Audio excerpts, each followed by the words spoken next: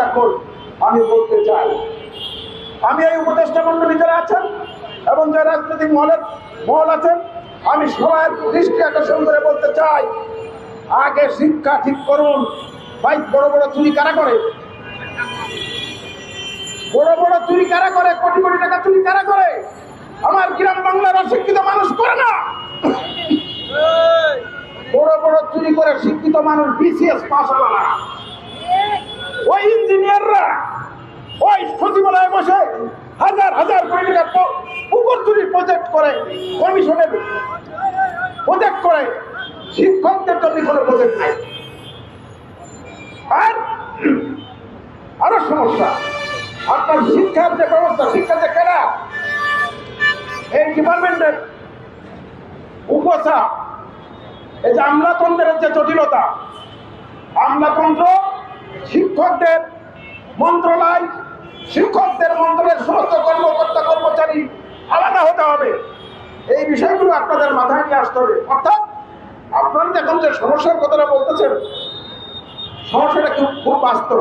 কিন্তু ব্যাপারটা হয়েছে কি, আমি মাঝে মাঝে আগারগা দিয়ে যাই।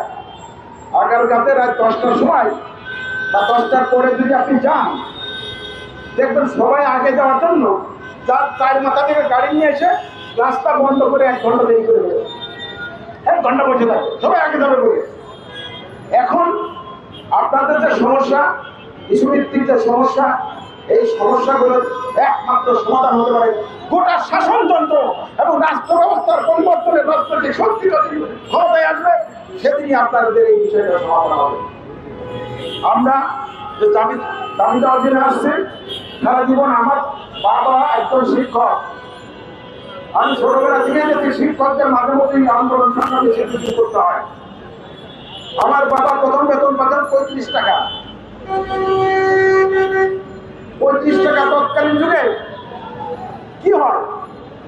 এইভাবে শিক্ষা ব্যবস্থাকে পিছনে রেখে জাতিকে উন্নয়নের যে গল্প, ওই 109টা, মানে ওখানে এই লুটপাটকারীদের সন্তানরা লেখাপড়া করবে, বিদেশে লেখাপড়া করবে, দামি দামি শিক্ষা প্রতিষ্ঠানে লেখাপড়া করবে, আর সাধারণ মানুষের সন্তানরা এই বেতন পায় না, ভাতা পায় না, বোনাস পায় না, এইখানে লেখাপড়া করবে। এই ব্যবস্থার আসলে পরিবর্তন হওয়া দরকার। কাজেই আপনাদের যে সংগ্রাম, আপনাদের যে দাবি, এই দাবি আমি মনে করি সামগ্রিক ব্যবস্থার সাথে জড়িত। সেইভাবে আপনারা যদি চিন্তা করতে পারেন, সেই চেতনায় যদি জাগ্রত হতে পারেন, শিক্ষকদের ভবিষ্যতে কোনোদিন রাস্তায় নামা লাগবে না। সবাইকে সংগ্রাম অভিনন্দন করব। এ পর্যায়ে বক্তব্য রাখবেন